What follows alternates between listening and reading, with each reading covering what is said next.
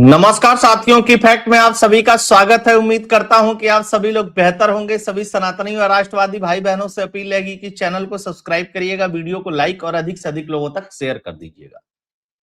दिल्ली की मीडिया में एक अजीब टाइप की खलबली मची हुई है। एक खलबली तब मची थी जब अरविंद केजरीवाल की पार्टी आम आदमी पार्टी दिल्ली में चुनाव हार गई। क्योंकि आम आदमी पार्टी के पास एक बड़ा बजट था मीडिया पे खर्च करने के लिए। उसके बाद आप लोगों ने देखा होगा कि तमाम पत्रकारों ने या तो बड़े बड़े न्यूज चैनल को छोड़ दिया, यूट्यूब पे शिफ्ट हो गए या दूसरे चैनलों में चले गए। अब एक दौर फिर से आया है और उस दौर में, उस कड़ी में द लल्लन टॉप का पूर्व मालिक, वर्तमान में तो उसको इंडिया टुडे ग्रुप ने खरीद रखा था जो आज तक चलाती है, फाउंडर सौरभ द्विवेदी ने लल्लन टॉप छोड़ दिया। अब कहानी दो तीन चल रही है। लल्लन टॉप से सौरभ द्विवेदी को धक्के मार के निकाला गया, या प्यार से कहा गया कि लल्लन टॉप छोड़ दो, या कोई और कारण है कि सौरभ द्विवेदी ने लल्लन टॉप को छोड़ दिया। लेकिन एक चीज याद रखिए, बहुत सारे लोगों को मैंने देखा जार जार रोते हुए, अरे लल्लन टॉप छोड़ दिया सौरभ द्विवेदी ने, लल्लन टॉप का क्या होगा। लल्लन, अरे भाई लल्लन टॉप ने हम सनातनियों के लिए, हम हिंदुओं के लिए कुआं खोदने के अलावा किया ही क्या आज तक। अभी हाल का ही एक प्रकरण देख लीजिए, और सौरभ द्विवेदी जो लल्लन टॉप छोड़ा है उसमें भी इस कहानी को जोड़ लीजिएगा। अभी एक नया जाकिर नाइक पैदा करना चाहता था और सौरभ द्विवेदी ने उसके सामने डिबेट के लिए किसको बुलाया? जावेद अख्तर को, ताकि जावेद अख्तर जैसा बड़ा नाम होगा तो लोग सुनेंगे, बॉलीवुड में भी जाएगा, सब जगह लोग सुनेंगे कि क्या हो रहा है क्या नहीं हो रहा है। जब सब लोगों ने कहना शुरू किया कि तू नया जो जाकिर नाइक पैदा करना चाहता सौरभ द्विवेदी, तेरी औकात नहीं है कि तू नया जाकिर नाइक अब इस देश में पैदा कर लेगा। जब इसको बहुत सारी लानत मलानत मिली तब जाकर के समझ में एक बात आई कि अब भारत का जो जनमानस है वो बहुत अच्छी तरीके से इस तरीके की मीडिया और मीडिया हाउसेज और इस तरीके के पत्रकारों को समझने लगा है। लेकिन एक कहानी और समझिए, सौरभ द्विवेदी की दोस्ती बॉलीवुड वालों से बहुत है, आमिर खान से है, बड़े बड़े और भी बहुत सारे लोग हैं जो अक्सर लल्लन टॉप के स्टूडियो में आते थे, बड़े बड़े इंटरव्यू होते थे। वहीं से कहानी निकल करके आई कि सौरभ द्विवेदी अब बॉलीवुड जाएगा, मुंबई जाएगा, फिल्म बनाएगा। भाई इन जैसे लोगों को पैसे की तो कोई कमी रहती नहीं, कोई सैलरी पे तो चलने वाले ये लोग हैं नहीं। खैर, और इसकी मदद कौन करेगा? तो इसका गुरु, वर्तमान में तो उसको चेला बना रखा था, राजदीप सरदेसाई। अब सब ये खबर अजीब अजीब टाइप की लग रही होगी। एक और खबर बताता हूं इसकी। आप लोगों को पता है कि वो कोचिंग वाला विकास दिव्यकीर्ति जो है उसको भी लेकर के लोग लहालोट रहते हैं हर समय। उसने रामायण को लेकर के और उसके पात्रों को लेकर के, रामचरितमानस को लेकर के कुछ टिप्पणी की थी। जनता ने हल्ला मचाया। जब हल्ला मचाया तो इसी सौरभ द्विवेदी ने अपने लल्लन टॉप पे उसको किताब सहित, जो एक फर्जी किताब थी, उस किताब सहित बुलाया, बाकायदा इंटरव्यू किया उसका 1 घंटे से ऊपर का, और उसने क्लियरिफिकेशन दिया कि मैंने तो इस किताब से कहा था, मैंने तो अपने तरफ से नहीं कहा था, मैंने इसके तरफ से नहीं कहा था। लेकिन इसी सौरभ द्विवेदी ने नुपुर शर्मा को नहीं बुला करके कहा कि तुमने किस रेफरेंस से सब चीजें मीडिया पे कही थी। नहीं बुलाया सौरभ द्विवेदी ने। लोगों ने पूछा कि सौरभ द्विवेदी, तुमको नुपुर शर्मा को भी बुलाना चाहिए था। तो ये इतना दोगला टाइप का इंसान था, समझ गए? अच्छा, ये जैसे एक है ना, ये कॉकटेल बनाना चाहता था। ये जेएनयू का पढ़ा हुआ है, कंप्लीट वामपंथी था।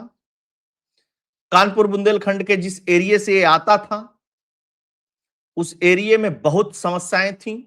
उस समस्याओं को उत्तर प्रदेश की योगी सरकार ने दूर किया, लेकिन इसने कभी अपनी पत्रकारिता में नहीं दिखाया। जबकि ये वही शख्स है जो 2022 में चीख चीख करके कहता था, कई सारे वीडियोस में कहा, कई सारे प्लेटफॉर्म्स पे कहा, मतलब प्लेटफॉर्म का जो कुछ प्रोग्राम ऑर्गेनाइज कराता उसमें बहुत सारे नेता वोता को बुलाता था, उसमें कहा कि कोरोना के मिसमैनेजमेंट की बात उठाओ ताकि योगी को उत्तर प्रदेश से हटा सको।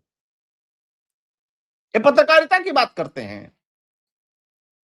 जब इंसेफेलाइटिस का समस्या गोरखपुर में हुई, इसने खूब जोर शोर से उठाया। नए नए योगी आदित्यनाथ सरकार में आए थे, योगी आदित्यनाथ नए नए सरकार में आए थे। आज इंसेफेलाइटिस पूरी तरीके से खत्म कर दिया गया उधर। अब कोई भी बच्चा दिमागी बुखार से नहीं मरता। इसने उठाया कभी मुद्दा? कभी नहीं। अगर तुम किसी व्यक्ति के पीछे पड़े हो, अगर वो काम हो गया तो उसको भी बताना चाहिए। नहीं। अच्छा, दो पत्रकार, एक रवीश कुमार और एक सौरभ द्विवेदी, इन दोनों को बड़ा गुमान है कि हमने मीडिया चेंज कर दिया, हम मीडिया, हम फलाना, हम ढिकाना, तो किसी को गोदी मीडिया कह देना, किसी को कुछ कह देना। इनको बड़ा दम है अंदर से। हालांकि इनके दम का कोई मतलब है नहीं, कोई लेना देना है नहीं इनके दम का।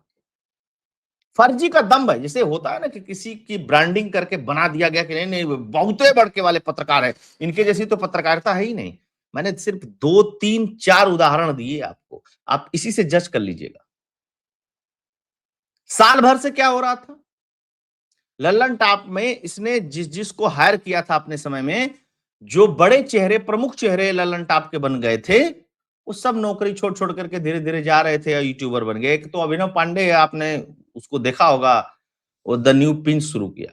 अच्छा, उसने शुरू किया माइक वाइक लेकर के बिहार वार चुनाव में थोड़ा घुमा उमा इधर उधर, अपना 10-5 सवाल किए। आज देखिए वो कितने सब्सक्राइबर उसके हो गए। उसने तो एक फर्जी वो भी किया था, ओपिनियन पोल भी किया था, टोटल फर्जी ओपिनियन पोल किया था, और उसने कह दिया था एकदम टाई हो गया है, ठीक, और एकदम गारंटी और दावे के साथ बताया था। फिर भी आखिर इन लोगों को इतने लोग देखने वाले कहां से मिल जाते हैं यूट्यूब पे, इतनी तगड़ी ग्रोथ कहां से यूट्यूब पे हो जाती है? तो यह भी खेल तमाशा है सब गुरु, है ना। राष्ट्रवादियों के साथ भी खेल तमाशा होता रहता है।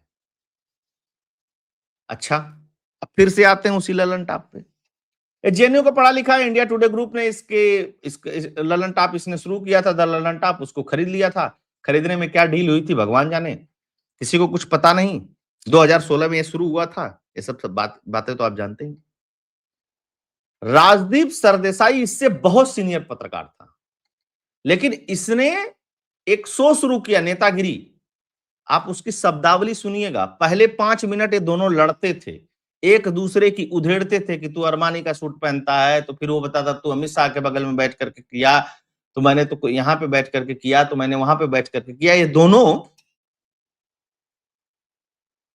और इसको ये पत्रकारिता बताते हैं। वो उसका अरमानी का सूट देख रहा है, वो उसका चप्पल देख रहा है, उसका घर देख रहा है, उसका पैसा देख रहा है, दोनों बताते हैं सबकी।